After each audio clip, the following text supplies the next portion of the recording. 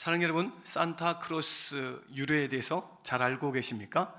이 산타크로스는 4세기경에 소아시아 터키 지방의 목회자인 니콜라스에 의해서 생긴 것입니다. 이 니콜라스는 예수님을 믿는 사람이었고 목회자였으며 복음을 전한 사람이죠. 이 사람의 일화를 보면 힘들고 어려운 사람들, 고아나 가부 그리고 가난한 사람들에게 찾아가서 도와주는데 밤에 몰래 가서 아무도 모르게 돈과 음식을 주고 오는 사람이었습니다. 이 소문이 계속 퍼져나가게 된 것이죠. 하루 이틀 한 것이 아니라 계속 그렇게 선행을 하면서 예수님을 전하는 삶을 살다 보니까 주변 많은 사람들에게 소문이 퍼져나가게 되었습니다. 이 사람이 하나님의 부르심을 받고 이 세상을 떠나게 되죠. 그 이후에 많은 사람들이 이 니콜라스의 선행을 기념하기 위해서 성 니콜라스 기념일을 만들었습니다. 12월 6일 날 유럽 여러 나라에서 니콜라스의 삶을 돌아보고 또 본받기 위해서 성 니콜라스 기념일을 세웠는데요. 이 날은 힘들고 어려운 사람들을 도와줄 뿐만 아니라 어린 아이들에게 선물을 주고 복음을 전하는 날이었습니다. 이렇게 하여서 아이들에게 선물을 주는 성인이다라는 그런 이미지가 굳어지게 된 것이죠.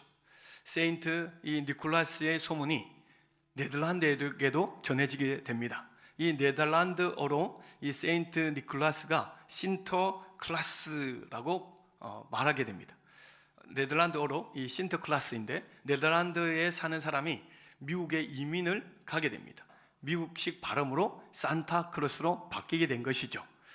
그래서 원래 이 산타크로스의 유래는 예수님을 믿는 사람이 힘들고 어려운 사람들에게 복음을 전하고 그리고 도와주고 섬기는 삶이 바로 산타크로스입니다. 그런데 오늘날은 산타크로스의 의미가 완전히 바뀌게 되었죠. 산타크로스라고 생각하면 루돌프, 삼손 그리고 썰매 큰 보따리, 선물 보따리를 메고 어린아이들에게 찾아가서 선물을 주는 그 산타크로스 할아버지를 떠오르게 되어버렸습니다. 이렇게 산타크로스의 모습이 바뀌게 된 것이 1822년인데요.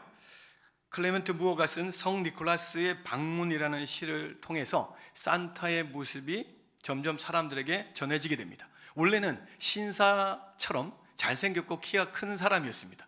그러다가 토마스라는 만화가가 성탄절 사파를 만들었는데 지금 오늘날처럼 뚱뚱한 할아버지 산타크로스를 만들어서 지금까지 전해지게 된 것이죠. 그리고 이 산타크로스라고 생각하면 여러분 어떤 색이 떠오릅니까?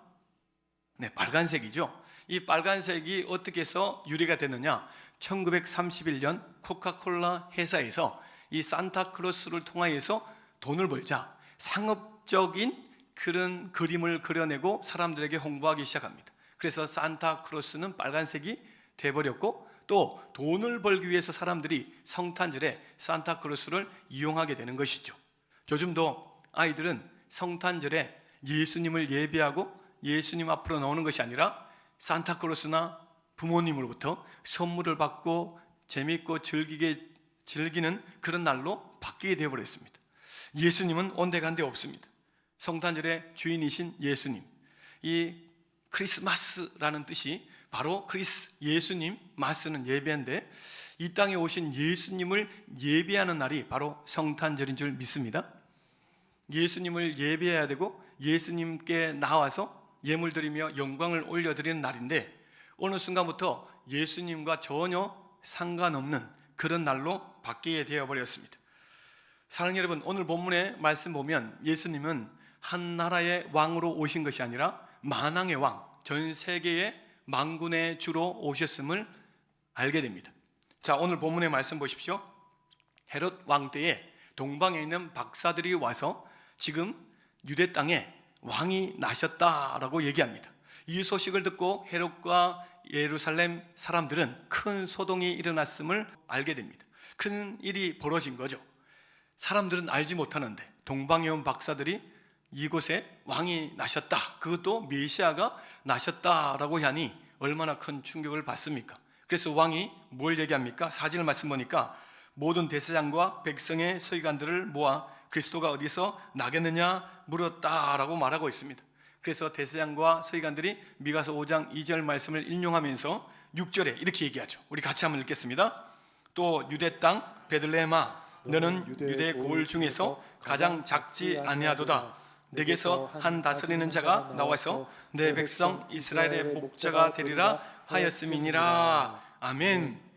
그 당시 유대인들은 예수님께서 어디에서 태어나실 것인가에 대해서 분명히 알고 있었습니다. 이 베들레헴, 우리가 잘 알고 있는 다윗의 고향이기도 하죠. 이 베들레헴에서 예수님이 태어날 것을 알고 있었습니다. 그리스도라는 것은 기름 부음 받은 자라는 뜻이죠. 구약의 메시아와 똑같습니다. 기름 부음 받은 자 의미는 하나님께서 인간들을 구원하시기 위해서 보내신 구세주, 만왕의 구원자 하나님을 뜻합니다. 그리스도가 어디서 나겠느냐라는 이 말을 통하여서 이 사람들은 지금 이 땅의 구원자의 탄생에 대해서 알게 된 것임을 알게 되죠. 우리 예수님은 만왕의 왕이십니다. 만주의 주님이십니다. 이 땅에 오셨을 때 한 나라의 왕도 자녀가 태어나면 큰 잔치를 벌이지 않습니까? 왕자가 태어났다 하면 온 백성이 기뻐하고 춤을 춥니다. 그런데 우리 예수님은 한 나라의 왕이 아니라 만왕의 왕이십니다. 만주의 주님으로 이 땅에 오셨습니다. 그러면 모든 나라의 사람들이 예수님의 탄생을 축하하고 경배하고 영광을 올려드려야 했습니다. 그런데 오늘 본문의 말씀 보면 그런 환영 인사나 환영의 그런 선물과 축제가 벌어졌습니까? 네, 전혀 그런 일이 일어나지 않았습니다. 따라서 오늘 본문에서 주시는 제일 첫 번째 은혜가 무엇입니까? 예수님께서 가장 낮고 낮은 자리에 오셨지만 사람들은 축하하거나 환영을 하지 않았다는 것입니다. 예수님께서 이 땅에 오실 때 사람들로부터 영접을 받지 못했고 축하와 한대를 받지 못했다라는 것을 본문이 말을 하고 있습니다. 누가복음 2장 7절 말씀 보면 첫 아들을 낳아 강보로 싸서 그 위에 누웠으니 이는 여간이 있을 곳이 없음이라. 아멘. 예수님께서 태어나신 곳은 말구유였습니다. 마구간에서 예수님이 태어나셨다라는 것을 알게 됩니다. 여러분, 말구유, 저도 시골에서 자랐는데 소를 부모님이 먹이셨습니다. 그 마구간이 얼마나 비위생적이고 더러운지를 저는 잘 알고 있습니다. 예수님께서 그 더럽고 비위생적인 곳에서 태어나셨습니다. 예수님 태어나실 그때는 이스라엘 백성들이 로마의 식민지로 살고 있었습니다. 그래서 로마의 황제가 인두세, 세금을 거두기 위해서 이스라엘 백성 모든 사람들에게 고향에 들어가서 호적 조사를 해라, 인구 조사를 할 테니 다 고향에 가서 조사를 받으라 라고 명령을 내리죠. 이 호적 조사를 하지 않으면 큰 어려움을 당하기 때문에 남녀노소 그리고 만삭인 마리아까지도 고향으로 가게 된 것이죠. 그 당시 요셉과 마리아는 갈릴리에서 살았습니다. 갈릴리에서 나사렛에서 베들레헴까지 거리가 직선거리가 한 110km 정도 된다고 합니다. 그런데 사람들은 이 사마리아를 돌고 유대 강야를 지나가기 때문에 낮에는 뜨거운 햇빛 때문에 밤이나 새벽에 다녀야 했습니다. 그리고 만삭이 된 이 마리아의 몸으로 빨리 간다는 것은 어렵죠. 남자가 한 10일 정도 걸어가야 되는 거리라고 합니다. 이 베들레헴에는 777m 정도 높은 고지에 있습니다. 그렇기 때문에 만삭의 몸으로 간다는 것은 쉽지 않죠. 그런 과정 속에서 도착해 보니까 베들레헴에 많은 사람들이 이미 와 있어서 여간이 없는 겁니다. 잠잘 곳 그리고 아이를 낳을 곳이 없죠. 그러다가 결국 어디에서 낳습니까? 마구간에서 예수님을 낳은 것입니다. 이렇게 베들레헴에서 예수님이 태어나시는 것은 그냥 단순한 사건이 아닙니다. 미가서 5장 2절 말씀 보면 같이 한번 읽도록 하겠습니다. 베들레헴 에브라다야 너는 유다 족속 중에 작을지라도 이스라엘을 다스릴 자가 내게서 내게로 나올 것이라. 그의 근본은 상고의 영원에 있느니라. 아멘. 이 미가서는 예수님께서 태어나시기 전 700년 전에 말씀입니다. 기원전 700년 전에 이미 미가 선지자를 통해서 예수님이 베들레헴에 태어나실 것을 분명히 말씀하고 있죠. 상고에 영원하다, 이 말은 영원 전부터, 이 땅이 만들어지기 전부터 주님께서 존재하셨고 이 땅에 오셨음을 분명히 말씀하고 있는 것이죠. 예수님께서 하나님으로, 구원자로 이 땅에 오셨음을 분명히 말씀하고 있습니다. 자, 여러분, 한 나라의 왕비가 왕자를 낳습니다. 그러면 어떻습니까? 좋은 환경, 최신식 시설, 그리고 어이가 와서 얼마나 정성껏 돌보면서 아이 출산을 돕고 합니까? 최선을 다해서 출산을 돕죠. 그런데 우리 예수님은 전혀 그런 곳이 아니었음을 우리는 알게 됩니다. 어떻게 보면 낮고 낮은, 가장 낮은 곳에서 예수님이 태어나셨다라는 것입니다. 그 누구에게도 주목을 받지 못하시고 한대나 한영을 받지 못하시고 가장 비희생적이고 더러운 곳에서 태어났다는 사실에 우리가 한번 주목을 해봐야 됩니다. 예수 그리스도, 예수님께서 이 땅에 탄생하신 스토리는 세상의 그 누구에게도 관심을 받을 만한 특별한 스토리가 없습니다. 어떻게 보면 식민지의 가장 연약한 혼전의 10대 산모가 아이를 낳았습니다. 그때 마리아의 나이는 14세에서 16세 정도인데요, 오늘날로 이야기하자면 중학교 2, 3학년 아이가 아이를 낳았습니다. 결혼 전에 임신하고 아이를 낳았다라는 소식이 들려지면 사람들이 어떻게 생각합니까? 완전히 비난하고 또 손가락질하는 일이 벌어지지 않겠습니까? 관심을 잘 가지지 않게 되죠. 마태복음 1장의 말씀 보면 요셉이 마리아의 임신을 알고 가만히 끊고자 했습니다. 그 당시에 결혼 전에 아이가 임신되거나 잘못된 관계를 하게 되면 돌에 맞아 죽을 수도 있습니다. 그런데 요셉은 가만히 끊고 헤어지려고 했습니다. 그때 하나님께서 천사를 보내셔서 마리아의 임신은 성령으로 잉태되었고 그 잉태된 아이가 바로 예수 그리스도, 예수님이시라는 것을 알게 해주셨죠. 그래서 모든 오해가 풀어져서 요셉은 마리아와 함께 지금 나오게 된 것입니다. 사랑하는 여러분, 왕 중의 왕 예수 그리스도의 탄생에 대해서 너무나 초라한 모습을 보게 됩니다. 연약한 모습, 어떻게 보면 아무도 반가워하지 않는 엉뚱한 출생처럼 보게 됩니다. 그러나 이 출생이 저와 여러분에게 얼마나 중요한 출생인지 주님께서는 오늘도 우리에게 말씀하고 있는 것이죠. 동방박사와 들판에 있었던 목자들이 예수님의 탄생을 축하하고 경배하며 예물을 올려드렸습니다. 이것이 우리에게 주시는 메시지가 무엇입니까? 모든 사람들이 예수님, 아기 예수님, 낮고 낮은 자리에 오신 그 예수님을 경배하는 것이 아님을 알게 됩니다. 우리는 아기 예수님, 그 낮고 낮은 자리에 오신 예수님을 경배하고 예배드리고 있습니다. 이것은 전적인 하나님의 은혜요, 하나님의 부르심인 줄 믿습니다. 아멘. 하나님께서 은혜를 베풀어 주신 자만이 그 낮고 낮은 자리에 오신 예수님을 예배하고 경배할 수 있다는 것입니다. 2000년 전에 오신 예수님, 우리는 전혀 보지 못했습니다. 그러나 하나님께서 우리에게 성령을 보내주시고 2000년 전에 오신 예수님이 진짜 하나님이요 구원자이심을 알게 하여 주셨으며 믿게 하여 주셨고 경배하게 하여 주신 줄 믿습니다. 아멘. 두 번째, 예수님께서 이 땅에 낮고 낮은 자리에 오셨지만 살해 위협을 받으셨고 거부와 배척을 당하셨다는 것입니다.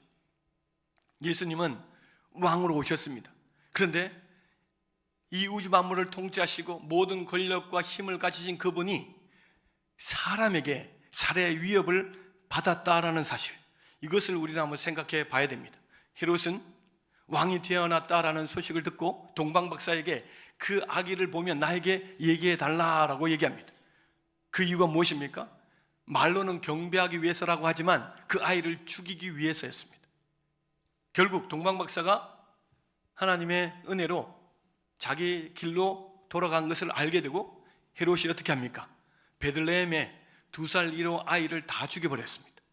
하나님의 은혜로 요셉과 마리아와 예수님은 애굽으로 피신하게 되죠.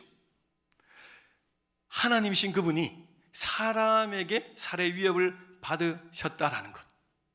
여러분, 우리 주님은 연약한 모습으로 오셨지만 하나님의 놀라운 구원의 역사를 이루시기 위해서 모든 것을 순종하며 나가셨습니다.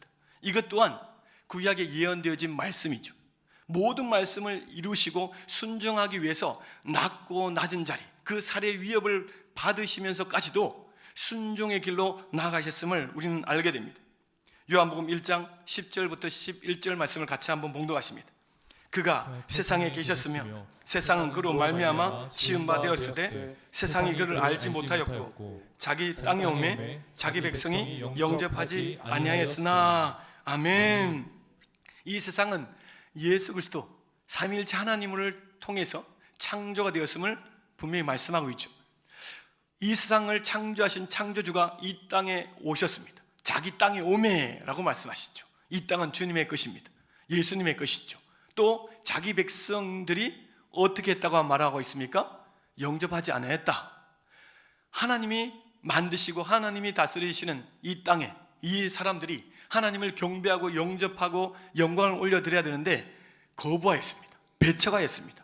그 당시에 사람들 중에서 이 대제사장들과 서기관들은 하나님의 말씀을 너무나 잘 알고 잘 가르쳤던 사람이죠. 누구보다도 하나님을 잘 믿는다고 하는 그 사람들이 가장 예수님을 배척하고 예수님을 대적합니다. 십자가에 못 박혀 죽게 하는데 가장 앞장섰던 사람들이 대제사장들과 서기관들이죠.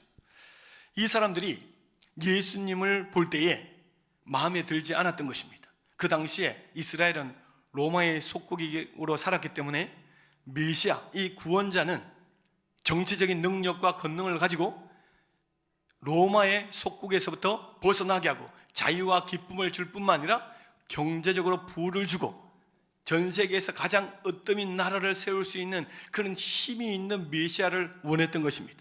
자기들이 원하는 그 메시아상이 있었던 것이죠. 성경에서 말하는 메시아, 구원자를 원하지 않았습니다. 자기들이 원하는 메시아를 원하고 있었기에 가장 낮고 낮은 자리에 구약의 말씀대로 이 땅에 오신 그 예수님을 거부하고 대적했던 것이죠. 사랑하는 여러분, 어린 10대 소녀의 몸에서 태어난, 그리고 똥냄새나고 더러운 그 말구유에 누워있는 그 예수님을 하나님으로 믿고 경배한다는 것은 보통 믿음이 아닙니다. 오늘날도 마찬가지입니다.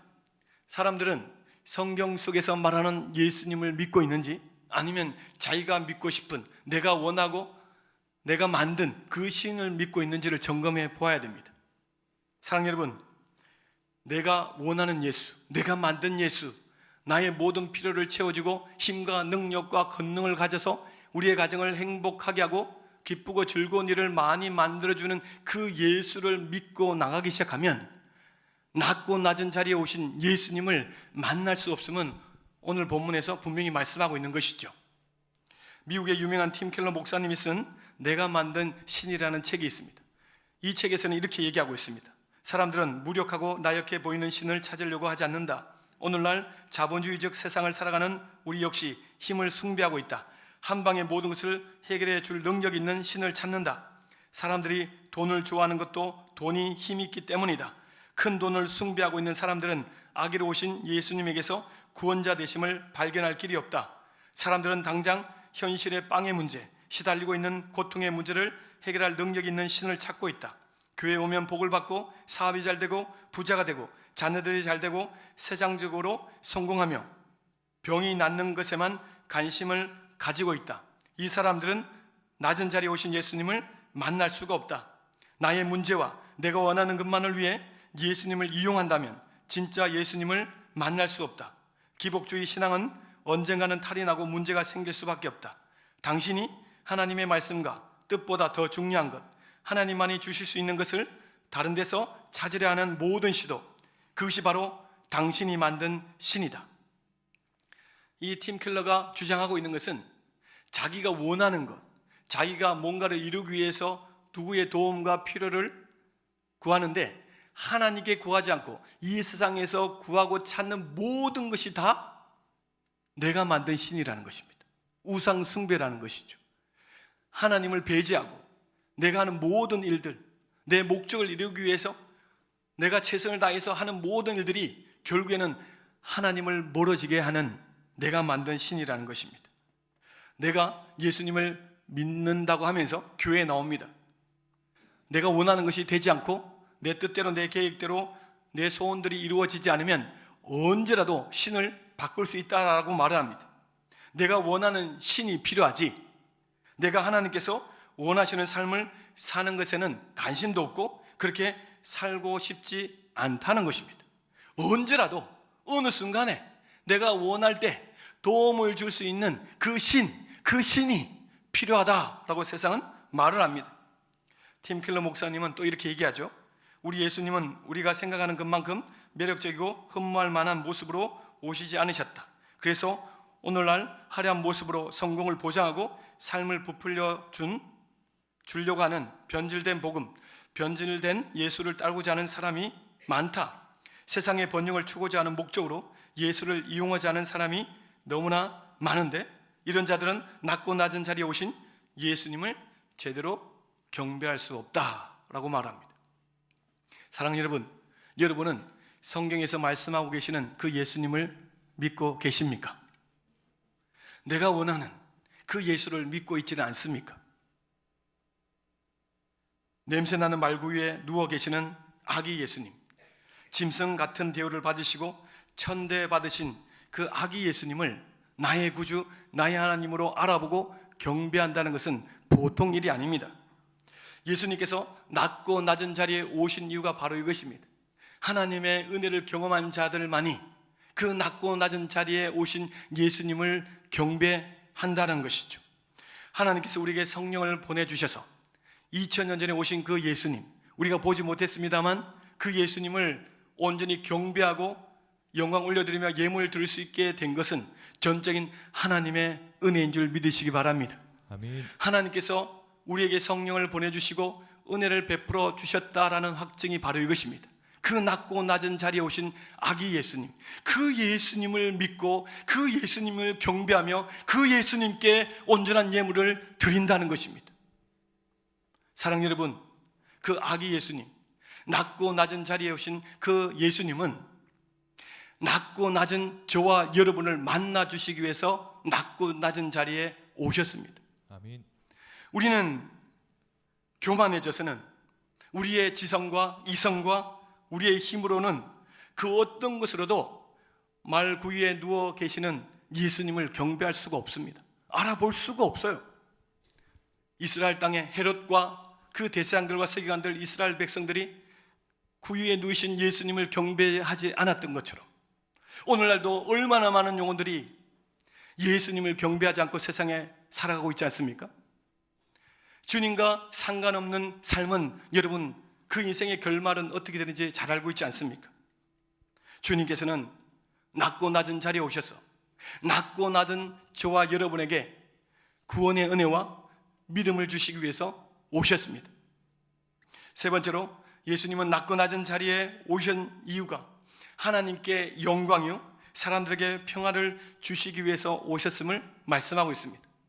예수님은 하나님의 영광 그 자체이십니다. 하나님의 영광이시죠. 주님께서 이 땅에 오시는 그 자체만으로도 하나님의 영광을 드러내시기 때문에 우리에게는 큰 은혜입니다. 하나님의 살아계심, 하나님의 능력, 하나님의 말씀, 하나님께서 행하시는 그 이 모든 일들을 가르쳐 주셨고 보여주셨고 체험할 수 있도록 역사해 주셨습니다. 예수님이 하시는 모든 일들은 하나님의 영광입니다. 아멘. 할렐루야. 아멘. 하나님의 영광을 볼 수 있다는 것, 죄로 인하여서 하나님을 떠난 인간이 하나님의 영광을 볼 수 없었지만 예수님께서 이 땅에 오셔서 하나님의 영광을 보여주셨습니다. 예수님께서 행하신 모든 일들을 묵상하면 묵상할수록 우리가 보지 못했지만 지금도 우리는 하나님의 영광을 경험하고 있는 줄 믿습니다. 아멘. 사랑하는 여러분, 누가복음 2장 14절에 우리 같이 한번 말씀했습니다. 지극히 높은 곳에서는 하나님께 영광이요 땅에서는 하나님이 기뻐하신 사람들 중에 평화로다. 아멘. 하나님께 영광이요 땅에서는 하나님의 기뻐하심을 받은 사람들의 평화다. 예수님이 이 땅에 오심이 이렇게 큰 놀라운 은혜와 선물을 우리에게 주신 것임을 말씀하고 있습니다. 예수님께서는 이 땅에 오셔서 하나님의 영광을 드러내셨는데, 그것이 바로 하나님께서 인간들을 구원하시기 위해서 모든 계획을 세워놓으셨는데 그 구원 계획을 다 이루셨습니다. 그러기에 예수님은 더욱더 하나님께 영광이 되십니다. 사랑하는 여러분, 히브리서 1장 3절 말씀, 예수님의 사역을 요약해 놓은 말씀인데요, 우리 같이 한번 읽겠습니다. 이는 하나님의 영광의 강체시요 그 본체의 형상이시라. 그의 능력의 말씀으로 만물을 붙드시며 죄를 정결하게 하는 일을 하시고 높은 곳에 계신 지극히 크신 이의 우편에 앉으셨느니라. 아멘. 예수님은 하나님의 영광의 본체시다라고 분명히 말씀하십니다. 그리고 예수님께서 만물을 창조하시고 만물을 다스리시는 만왕의 왕이심을 말씀하고, 예수님께서 우리의 죄를 사하여 주시기 위해서 십자가에 죽으시고 부활하셨다가 승천하신 하나님, 하나님의 보좌 우편에 앉아 계신다라는 말씀은 하나님이심을 말씀하고 있습니다. 우리 예수님께서 이렇게 놀라운 하나님의 영광이 되셨습니다. 하나님의 영광을 우리에게 보여주셨습니다. 하나님의 영광을 우리는 경험하게 되죠. 빌립보서 2장 7절 8절 말씀을 같이 한번 읽겠습니다. 오히려 자기를 비워 종의 형체를 가지사 사람들과 같이 되셨고 사람의 모양으로 나타나사 자기를 낮추시고 죽기까지 복종하셨으니 곧 십자가에 죽으심이라. 아멘. 예수님께서 가장 낮고 낮은 자리에 오셨는데 종의 모습으로 오셨다. 사실 인간의 몸으로 오신 것도 가장 낮고 낮은 자리에 오신 것 아니겠습니까? 더 낮고 낮은 종의 모습으로 오셨다. 이것보다 더 낮아질 수 없는 그런 가장 낮은 자리에 예수님이 오셨습니다. 이것이 우리에게 은혜입니다. 왕으로 오셨고 왕궁에 계셨고 모든 사람들에게 존경을 받으시고 그 누구도 가까이 할 수 없는 그런 위치에 오셨더라면 예수님의 모든 사역들을 제대로 알 수 있겠습니까? 가장 밑바닥에 오신 이유는 가장 밑바닥에 있는 그 사람들에게 구원의 은혜를 베풀어 주시고 하나님의 영광을 드러내기 위함이었습니다. 사랑하는 여러분, 빌립보서 2장 11절 말씀 우리 같이 한번 읽겠습니다. 모든 입으로 예수 그리스도를 주라 시인하여 하나님 아버지께 영광을 돌리게 하셨느니라. 아멘. 우리도 예수 그리스도의 영광을 경험하고 그 예수님을 통하여서 하나님께 영광 돌리는 삶을 살 수 있게 되었습니다. 예수님, 낮고 낮은 자리에 오신 예수님을 통해서 하나님께 영광 올려드리는 삶을 살게 되는데, 그것이 바로 무엇입니까? 예수를 주라 고백하고 예수님을 나의 하나님으로 고백하면 하나님이 가장 기뻐하십니다. 하나님이 가장 좋아하십니다. 하나님이 가장 영광을 받으십니다. 아멘. 저와 여러분도 오늘 예수님을 주라고 고백하고 있습니다. 주님이 가장 영광을 받으셨습니다. 아멘. 그리고 우리를 통하여서 예수님을 알지 못하는 자들에게 복음을 전할 때 그 입술에서 예수를 주라고 고백하는 순간 하나님은 가장 영광을 받으십니다. 아멘. 이것보다 더 큰 영광은 없습니다. 예배 시간에도 예수를 주라고 고백하죠. 복음을 전할 때 예수님을 주라고 고백하죠. 나의 삶 속에서 계속 예수를 주라고 고백할 때마다 주님께서 영광을 받으시고 주님의 영광을 우리에게 비춰주십니다. 아멘.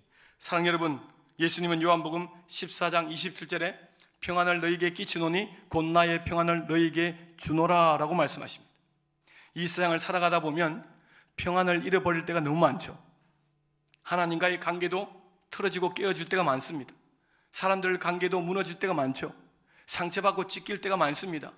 세상살이가 보통 힘든 것이 아닙니다. 눈물 날 때도 많이 있죠. 그런데 그 힘든 상황 속에서 예수님이 낮고 낮은 자리에 오셔서 낮고 낮은 자리에서 상처받고 찢긴 저와 여러분에게 평안을 주시기 위해서 오셨다 말씀하고 있습니다. 주님이 주시는 평안은 세상이 줄 수 없는 평안이죠. 이 평안을 누릴 때 우리는 이 세상을 이겨낼 줄 믿습니다. 아멘. 그 어떤 것으로도 내 마음의 평안을 누릴 수가 없어요. 예수 그리스도, 낮고 낮은 자리에 오신 그 예수님을 통하여서 우리는 평안을 누리게 되는 것이죠. 아멘. 사랑하는 여러분, 왜 예수님이 낮고 낮은 자리에 오셨습니까? 낮고 낮은 자리에 있는 저와 여러분에게 하나님의 영광을 보여주시고 하나님의 영광의 삶을 살도록 하게 하여 주시며 주님 주시는 이 평안을 누리다가 영원한 천국에서 영원토록 살게 하여 주시기 위함인 줄 믿습니다. 아멘. 말씀을 했습니다. 사랑하는 여러분, 주님은 낮고 낮은 자리에 오셨습니다. 저와 여러분을 구원하시기 위해서 하나님의 영광을 보여주시고 하나님께 영광 올려드리는 삶을 살게 하시기 위해서입니다. 평안을 주시기 위해서입니다. 주님을 높여 보시기 바랍니다. 주님은 더욱더 우리의 예배를 기쁘게 받으시고 우리에게 놀라운 은혜를 부어주실 줄 믿습니다.